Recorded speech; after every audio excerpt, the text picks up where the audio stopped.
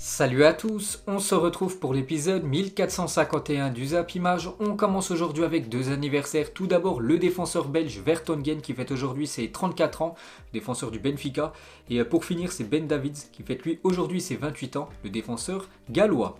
Ensuite, on revient en France, on va parler du match avancé de la journée de Ligue 1 hier soir, Reims contre l'Olympique de Marseille et c'est l'OM qui s'imposait 3-1 du côté de Reims. Très belle opération pour les Marseillais. Donc l'OM prend provisoirement la 5e place du championnat. Donc un joueur a été énorme hier, c'est Dimitri Payet. Donc déjà un doublé et une passe D sur le but de Milik, le troisième but inscrit par l'Olympique de Marseille.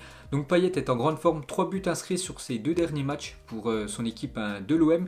Toujours avec Payet, il a obtenu la note de 8 aujourd'hui dans le journal L'équipe. Donc en gros 8 ça veut dire très gros match de sa part. Toujours avec lui, donc il a été plus décisif en 7 matchs sous Sampoli, donc 3 buts et 6 passes D que sous André Villas-Boas en 22 matchs, 4 buts et 3 passes D de Ligue 1 cette saison. Pour vous dire qu'on retrouve le grand Dimitri Payet.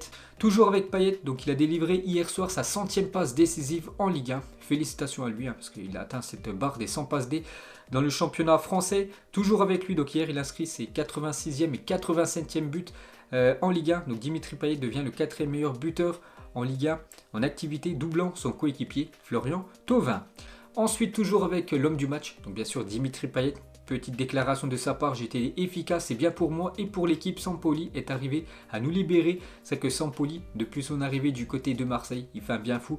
Parce que Sampoli, depuis son arrivée à l'OM, donc 7 matchs, 16 points pris sur 21 possibles en Ligue 1, 15 buts inscrits, 10 buts encaissés et 2,28 points pris par match. Donc satisfait de son début, je pense que les supporters de l'OM apprécient actuellement le nouveau coach marseillais. Donc Sampoli égale Marcelo Bielsa au nombre de points pris lors de ses 7 premiers matchs, donc 16 points pris. Seuls Elie Bopp 18 et Ivic 17 ont fait mieux quand ils sont arrivés en tant que coach de l'OM, pour vous dire qu'il a déjà marqué son empreinte Sampoli sur ses premiers matchs du côté de l'OM. Donc le Sampoli Show, donc Marseille du spectacle avec Sampoli. Donc en Ligue 1 cette saison, but marqué par match avec Sampoli, c'est une moyenne de 2,1 buts inscrits par match. Et avant les gars, c'était seulement 1,3 but inscrit par match. Ensuite, toujours avec l'OM, donc a pris 16 points sur 21 possibles lors des 7 derniers matchs de Ligue 1. Donc il s'agit du meilleur total à égalité avec l'AS Monaco. Donc en gros, les deux meilleures équipes françaises sur ces 7 dernières journées de Ligue 1, c'est tout simplement Monaco et Marseille. Et pour finir du coup avec l'OM, l'Europe en vue. N'oubliez pas l'objectif de Marseille, c'est la 5e place, parce que les 4 premières places, impossible. Il y a trop de points de retard pour l'Olympique de Marseille. La 5e place, c'est l'objectif des Marseillais pour pouvoir disputer la saison prochaine l'Europa League. Ensuite, on quitte la France, direction l'Angleterre. Hier soir, il y avait Arsenal contre Everton et c'est Everton qui est venu s'imposer 1-0 du côté de Arsenal.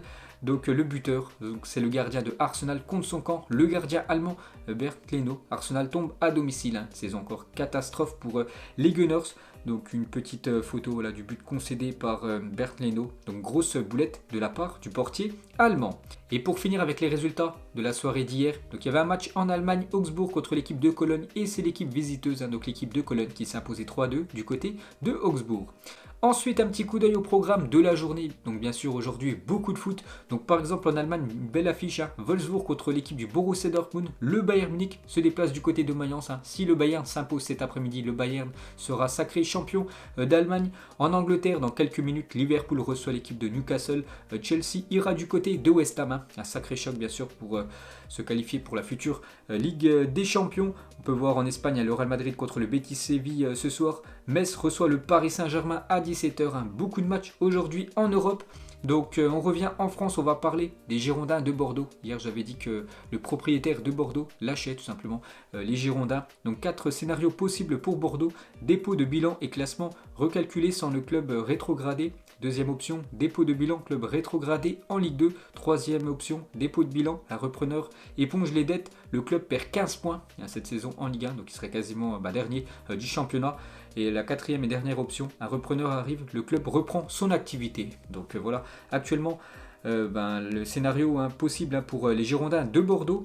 Et Zinedine Zidane, ancien joueur des Girondins, Donc hier il était en conférence de presse avant le match ce soir contre le Betis. Donc il a parlé de Bordeaux. Oui, j'ai parlé avec des gens à Bordeaux. J'espère que la situation va bientôt s'arranger à tous les niveaux. Total soutien à ce club de cœur. Je serai toujours derrière les Girondins de Bordeaux. C'est clair et net. Donc voilà, bien sûr, Zidane soutient à fond cette équipe de Bordeaux. Toujours avec Zinedine Zidane. Donc sa dernière photo postée sur son compte Instagram. Donc voilà, dernières infos bien sûr sur Zidane. Et on continue avec lui. Donc toujours en conférence de presse hier. Donc je vous ai dit, il a parlé de Bordeaux, mais il a aussi parlé du match ce soir contre le Betis Séville. Match très important pour cette fin de Liga. Nous avons bien récupéré et nous allons jouer face à une équipe difficile, très solide. Nous voulons poursuivre notre bonne série. Ça sera difficile jusqu'à la fin, mais nous sommes prêts à faire un grand match ce soir avec la réception du Betis Séville. Toujours avec Zidane, il parle de Sergio Ramos, a eu des problèmes, mais il va beaucoup mieux. Il n'est pas encore dans le groupe, il lui manque quelques entraînements, mais ce n'est plus qu'une question de jours. Mendy, il ne sera pas avec le groupe aujourd'hui. J'espère qu'il sera de retour mardi, le défenseur français. Et toujours avec Zinedine Zidane, il confirme qu'Eden Hazard est apte à affronter le Real Betis, enfin le Betis Séville ce soir. Donc le Real Madrid joue mardi Chelsea, l'ancienne équipe de Hazard. Donc voilà l'objectif bien sûr de Eden Hazard. Donc je ne pense pas qu'il sera titulaire ce soir contre le Betis Séville. Il jouera certainement une trentaine de minutes et peut-être on pourrait le voir titulaire mardi prochain contre son ancien club, l'équipe de Chelsea. Ensuite, toujours avec Eden Hazard, on peut voir qu'il fait la une aujourd'hui du journal Marca. Hazard pour la dernière ligne droite. Le Belge fait son retour dans la liste des convoqués de Zidane pour la partie de la saison la plus exigeante. Modric fait également son retour. Contrairement à Kroos, le Betis se présente sans Nabil Fekir, qui a pris un carton rouge lors du dernier match, ni Tello. Donc voilà une petite info sur ce match. Donc on revient les gars sur Zidane, prend rendez-vous pour son avenir. Donc en conférence de presse hier aussi, un journaliste lui a posé une question. Que va faire Zinedine Zidane pour la prochaine saison? Il a dit: mon avenir, je ne sais pas ce qu'il va se passer dans 1 ou 2 mois. Je veux bien terminer la saison et après nous parlerons de l'avenir. Pour le moment, nous sommes focalisés sur le travail quotidien et sur le match de demain, enfin de ce soir contre l'équipe du Betis. Donc voilà, Zidane ne sait toujours pas ce qu'il va faire la saison prochaine. Son objectif déjà, c'est de bien terminer la saison actuelle avec son équipe merengue. Ensuite, du coup, regardez la liste des convoqués pour le match contre le Betis Séville ce soir. Donc Hazard, on a parlé, est de retour. Donc il manque quand même Ramos, Mendy, Toni Kroos, Valverde et Lucas Vazquez. Tous ces joueurs sont forfaits. Ensuite, on va parler de Vinicius Junior, l'homme fort, comme cette saison du côté du Real Madrid. Pour la première fois en une saison, Vinicius a dépassé les 40 matchs disputés. Donc actuellement, il a 41 matchs et les 2000 minutes de jeu. Donc actuellement, il a plus de 2242 minutes de jeu. L'ailier brésilien, il est le seul joueur de champ à avoir joué les 16 derniers matchs. Au total, il comptabilise 6 buts et 7 passes décisives, toutes compétitions confondues, pour, on peut le dire, sa plus belle saison du côté du Real Madrid pour Vinicius Junior. Ensuite, on va parler d'un joueur qui déçoit. Quand même depuis pas mal de mois, depuis pas mal de saisons, c'est Isco. Malgré les nombreuses blessures dont il aurait pu profiter, Isco vit une de ses pires saisons au Real Madrid. 944 minutes de jeu, 25 matchs disputés pour 9 titularisations et seulement une seule passe décisive pour Isco. Ça qui a beaucoup de blessés du côté du Real Madrid. Donc Isco, lui, n'est pas blessé. Donc il pourrait retrouver son niveau, on va avoir beaucoup de temps de jeu. Le problème, c'est qu'à chaque fois qu'il joue, mais il est décevant, le milieu espagnol. Ensuite, on va revenir 10 ans, quasiment jour pour jour en arrière. C'était le 23 avril 2011 et Nacho faisait ses débuts avec l'équipe première du Real Madrid face à Valence. Vous connaissez la suite, toujours un joueur qui est fidèle à cette équipe du Real Madrid. Bon, c'est pas le meilleur défenseur du côté du Real Madrid, mais quand il doit jouer, il répond souvent présent quand même Nacho. Donc une déclaration de sa part, le Real Madrid m'a tout donné. Ce n'est pas seulement un club de football, c'est une famille. Je suis très reconnaissant d'être ici et de continuer à faire partie de cette formidable équipe. J'espère que ça continuera encore pendant de nombreuses années. Donc en gros, il aimerait bien terminer sa carrière du côté du Real, le défenseur Nacho. Et pour finir avec le Real Madrid, on va parler des ventes de maillots qui ont complètement chuté depuis quelques saisons. Et les ventes de maillots du Real Madrid ont chuté de plus de 70% depuis le départ de Cristiano Ronaldo. C'est énorme, 70%. Donc malmené par les départs de CR7, par la concurrence des contrefaçons chinoises, mais surtout par la pandémie de Covid-19, les ventes de maillots du Real Madrid ont chuté de 70% depuis 2018 selon le média espagnol El Confidencial.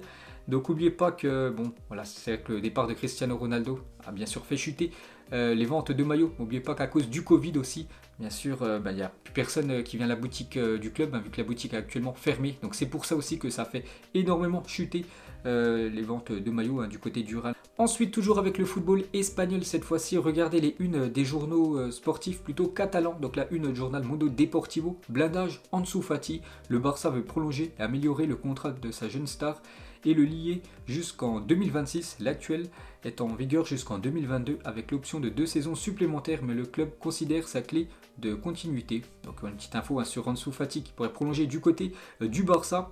Et cette fois-ci, la une de Journal Sport, ça parle d'un Français, Ousmane Dembélé, transférable. Ousmane Dembélé, d'après ce journal, Barcelone soupçonne que Dembélé attend la fin de son contrat pour partir libre en 2022. Le club le mettra sur le marché et n'entendra pas des offres de moins de 50 millions d'euros. Bon, c'est plutôt logique, vu qu'ils ont acheté quand même Ousmane Dembélé pour plus de 100 millions d'euros. Donc la Juventus négocie avec son agent pour le ramener gratuitement. Donc en gros, la Juventus est intéressée par Ousmane Dembélé. Et pour finir cette fois-ci, la une de Journal AS, plus un journal spécialisé sur l'équipe du Real Madrid. Donc c'est Pérez qui fait la couverture. Pérez défend son projet pour le football européen, donc la Super League, où nous faisons quelque chose maintenant où beaucoup de clubs feront faillite dans le futur. Donc voilà ce que dit Florentino Pérez. Donc toujours avec lui, Florentino Pérez, nous envisageons de nouvelles règles pour la Super League. La meilleure façon serait peut-être que les 4 premières équipes des ligues nationales seraient qualifiées directement. Voilà, ce ne serait pas une ligue fermée, ce serait tout simplement les 4 premiers chaque saison qui sont qualifiés pour cette Super League. Donc en gros, c'est quasiment le même format que la Ligue des Champions. Donc n'oubliez pas aussi qu'hier il y avait une réunion du côté de l'UEFA et les 12 clubs qui souhaitaient disputer la Super League ne seront pas sanctionnés sportivement par l'UEFA. Cependant, un jugement éthique sera établi. Donc d'après la Gazzetta dello Sport, donc les demi-finales de Ligue des Champions à Paris, Manchester City et Real Madrid, Chelsea auront lieu normalement. Voilà, il n'y aura aucune demi-finale bien sûr annulée. Et selon le journal SDZ, Vladimir Poutine aurait fait pression sur Roman Abramovich pour que Chelsea quitte la Super League car ce tournoi n'était pas dans l'intérêt du football russe. Pourquoi ? Parce que Gazprom est un des sponsors principaux de la Ligue des Champions tandis que Saint-Pétersbourg va accueillir des matchs de l'Euro et la finale de la Ligue des Champions en 2022. De plus, le système de la Super League aurait rendu difficile l'accès à la compétition aux clubs du pays comme le Zénith. Donc voilà, on peut voir que Poutine est même rentré les gars dans cette affaire Super League. Il a parlé à Roman Abramovich, donc un russe tout simplement, pour dire que c'est pas une bonne idée bien sûr pour que Chelsea aille dans cette Super League européenne. Ensuite, toujours avec cette compétition du coup qui tourne au fiasco, cette Super League, donc JP Morgan, la banque qui devait financer la Super League, nous avons clairement mal évalué comment cette opération serait perçue par le monde du football au sens large et l'impact qu'il aurait à l'avenir. Nous en tirerons des leçons. Donc voilà, ils ne pensaient pas que ça allait prendre cette tournure-là. La banque qui devait financer la Super League. Donc une déclaration de Klopp sur la nouvelle réforme de la Ligue des Champions en 2024 avec ce nouveau format, l'UEFA, m'a fait part de son idée et j'ai dit que je n'aimais pas ça. 10 matchs au lieu de 6, je ne sais pas où on va les mettre. Peut-être que l'UEFA demandera l'annulation d'une coupe en Angleterre ou voudra 18 équipes de Première Ligue, bien sûr pour alléger le calendrier des grosses écuries anglaises, parce que vous savez qu'à partir de 2024, au lieu d'avoir 6 matchs en Ligue des Champions, les équipes auront 10 matchs, donc 4 matchs de plus, donc des calendriers encore plus chargés. Et Gundogan, le milieu de Manchester City, l'a dit, avec tout ce qui se passe en Super League, pouvons-nous aussi parler du nouveau format de la Ligue des Champions, donc le nouveau format de 2024. De plus en plus de matchs, personne ne pense à nous, les joueurs. Le nouveau format est juste le moindre des deux mots par rapport à la Super League. Maintenant, ça commence à faire débat, ce nouveau format de la Ligue des Champions, comme j'ai dit, avec 4 matchs de plus par rapport à la Ligue des Champions actuelle, surtout pour les phases de poule. Donc bien sûr, ça va faire quasiment des matchs pour les grosses équipes européennes, des matchs quasiment tous les 3 jours. Ensuite, on va parler d'un transfert officiel. Donc c'est le jeune espoir brésilien Kayki et c'est Manchester City qui s'offre cette pépite. City annonce avoir trouvé un accord avec Fluminense pour le transfert de Kayki. 17 ans, l'attaquant brésilien rejoindra les Citizens en juin 2022 quand il aura 18 ans.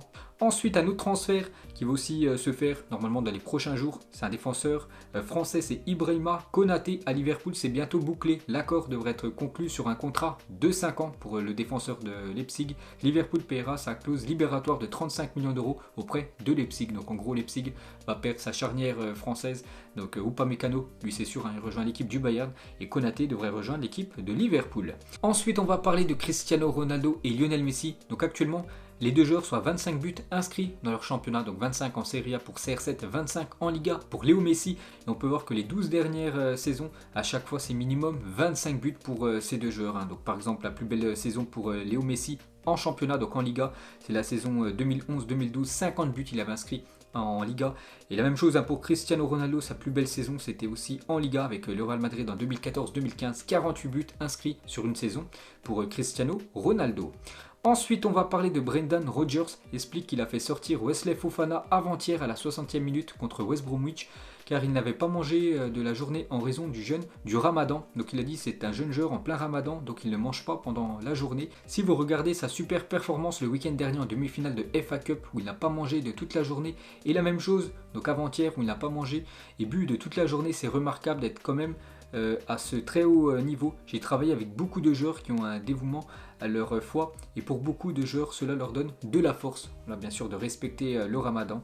Donc voilà, une très belle déclaration de Brendan Rodgers, l'entraîneur de Leicester, sur le défenseur français Wesley Fofana. Ensuite, regardez les stats de Zlatan Ibrahimovic. Donc c'est simple, plus il vieillit, plus il marque de buts, Zlatan. Donc Zlatan avant 30 ans, c'est 284 matchs disputés pour 230 buts. Et après ses 30 ans, c'est 427 matchs disputés. Donc moins de matchs disputés, mais beaucoup plus de buts marqués. 100 buts de marqués en plus qu'avant ses 30 ans. 335 buts inscrits par Zlatan depuis ses 30 ans. Ensuite, on va parler de l'équipe de France Espoir. Donc dans quelques semaines, c'est le début des Jeux Olympiques. Et vous savez que l'équipe de France Espoir va jouer ces Jeux Olympiques. On peut voir le programme des Bleus donc, contre le Mexique, l'Afrique du Sud et le pays organisateur, le Japon. Donc le 22 juillet, Mexique, France à 10h du matin. Quelques jours après, donc le 25 juillet, France, Afrique du Sud, une fois de plus à 10h du matin. Et ensuite contre le pays organisateur, le Japon. Donc ces Jeux Olympiques se disputent du côté de Tokyo. Ça sera à 13h30 le 28 juillet prochain. Ensuite, toujours avec ces Jeux Olympiques de Tokyo, donc Mohamed Salah et El Neni figurent sur la liste provisoire égyptienne pour les Jeux Olympiques de Tokyo. Donc ces deux joueurs qui ont plus de 23 ans, normalement c'est que des joueurs en dessous de 23 ans qui vont disputer ces Jeux Olympiques. Donc toutes les équipes ont le droit à 3 joueurs de plus de 23 ans. Et Salah et El Neni, donc le milieu de Arsenal, pourraient jouer avec l'Égypte ces Jeux Olympiques de Tokyo. Ensuite, cette fois-ci, on va parler de l'Euro, donc qui se disputera quelques semaines avant, bien sûr, les Jeux Olympiques. Donc les grandes dates de l'Euro 2021, donc du 11 juin au 23 juin, donc déjà phase de groupe.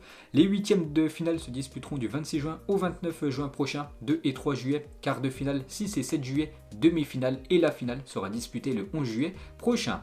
Et pour finir avec l'Euro, qui arrive très prochainement. Donc officiel, la fédération galloise écarte son sélectionneur Ryan Giggs, accusé d'avoir agressé 2 femmes et convoqué devant la justice. Il ne participera donc pas à l'Euro, le sélectionneur gallois. Ensuite, des nouvelles de l'ancien parisien Eric Maxime Choupo-Moting devrait prolonger son contrat jusqu'en 2022 avec le Bayern. Donc quand il avait quitté le PSG pour rejoindre l'équipe allemande du Bayern, un contrat d'une saison. Donc du coup, le Bayern satisfait de son rendement, donc le Bayern prolonge d'une saison supplémentaire normalement l'attaquant camerounais. Ensuite, toujours avec le club allemand, donc voici à quoi devrait ressembler le futur maillot domicile du Bayern Munich pour la saison prochaine. Donc il y a de fortes chances que ça soit ça, le futur maillot des Bavarois. Et pour finir avec le football allemand, donc officiel, la DFB a confirmé qu'aucun supporter ne sera présent lors de la finale de la DFB Pokal, donc en gros la Coupe d'Allemagne, le 13 mai prochain. Ensuite, une déclaration de Dybala sur Twitch à propos de son collègue argentin Kun Agüero. J'ai dit Agüero qu'à la Juventus Turin, il y avait la porte ouverte pour qu'il vienne du côté de Turin, mais il semble qu'il ait déjà décidé de son futur. Il y a de fortes chances qu'il signe du côté du Barça. Kun Agüero, s'il allait à Barcelone, il me semble clair qu'il serait difficile de voir Messi partir du côté d'un autre club européen, bien sûr, vu que Messi et Kun Agüero sont de grands copains dans la vie. Donc il y a de fortes chances que Messi reste du côté du Barça et que Kun Agüero arrive du côté du club catalan. Et toujours avec Dybala, il a dit: Ronaldo et moi, nous nous défions pour atteindre 100 buts avec la Juventus. Je n'ai besoin que d'un seul, alors qu'il en a encore besoin de 3. Voilà, pour atteindre les 100 buts inscrits du côté de la Juventus. Dybala 99 et Cristiano Ronaldo 97. Et pour finir avec CR7, Danilo sur l'individualisme de Cristiano Ronaldo. Cristiano est comme ça, ce n'est pas nouveau, il était comme ça à Madrid, il a toujours été comme ça. Ici aussi, il a besoin de marquer pour être plus heureux, il se fâche quand il ne marque pas. Donc voilà, déclaration du défenseur brésilien Danilo sur Cristiano Ronaldo. Ensuite, les championnats de D2 féminine et National 2 sont officiellement arrêtés d'après un communiqué officiel de la LFP. Donc personne descend, personne monte, en gros, c'est une saison blanche. Ensuite officiel, William Saliba a écopé d'un mois de suspension de sélection pour sa vidéo obscène où l'on voyait son ami un peu trop décontracté à ses côtés. Donc Ulrich Enemé est là, écope lui de 2 mois de suspension. Donc vous avez déjà tous entendu parler de cette affaire avec William Saliba, avec son coéquipier français de l'équipe de France. Donc du coup, ils ont été sanctionnés. Ensuite, une déclaration de Jess Lingard sur Kylian Mbappé. Donc Mbappé est tellement rapide, je ne le connais pas perso, mais c'est un énorme footballeur, le monde est à ses pieds, je pense que s'il continue comme cela, la façon dont il joue, il peut être le prochain Ballon d'Or. Donc nous Français les gars, on aimerait revoir un joueur français gagner le Ballon d'Or, le dernier c'est Zidane en 1998, c'est vrai que si Kylian Mbappé continue sur cette lancée là, pourquoi pas cette saison, pourquoi pas les futures saisons, remporter un ou plusieurs ballons d'or dans sa carrière pour le crack parisien. Et pour finir avec Lingard, a avoué avoir arrêté temporairement le football l'année dernière. Ma mère souffrait de dépression, nous avions tout ce qu'il fallait pour l'aider, et même pour moi c'était difficile, je ne voulais plus jouer car mon esprit n'était plus là. Il pensait trop à sa maman Jess Lingard, c'est pour ça qu'il a fait une saison très compliquée du côté de Manchester United, et maintenant sa mère va mieux, et c'est pour ça qu'il est très performant du côté de West Ham. Et pour finir ce zap image les gars, on termine avec une belle déclaration de Sergio Ramos envers Léo Messi. Je ne comprends pas pourquoi les gens veulent que Messi aille prouver dans un autre championnat. Je ne vois pas pourquoi il devrait faire cela. Moi aussi j'ai joué dans un seul championnat et joué pendant longtemps dans un seul club. Si ces gens veulent que j'aille jouer quelque part d'autre, ils doivent me trouver un championnat meilleur que la Liga, parce que le Real Madrid et le FC Barcelone ont remporté 9 des 12 dernières Ligues des Champions. Même l'Europa League est remportée par des clubs espagnols comme le FC Séville et l'Atlético qui l'ont remporté 7 fois lors des 11 dernières années. Je pense plutôt que les joueurs devraient venir en Liga pour prouver qu'ils sont vraiment de grands joueurs et que ce n'est pas à nous de partir. Donc voilà la belle déclaration de Sergio Ramos envers Léo Messi, pour tous ceux qui veulent que Lionel Messi quitte la Liga pour qu'il aille prouver son niveau dans un autre championnat européen. Donc voilà les gars, la fin de ce long zappimage, ce zappimage 1451. J'espère que ça vous a plu. On se retrouve demain pour le prochain épisode. Ciao à tous.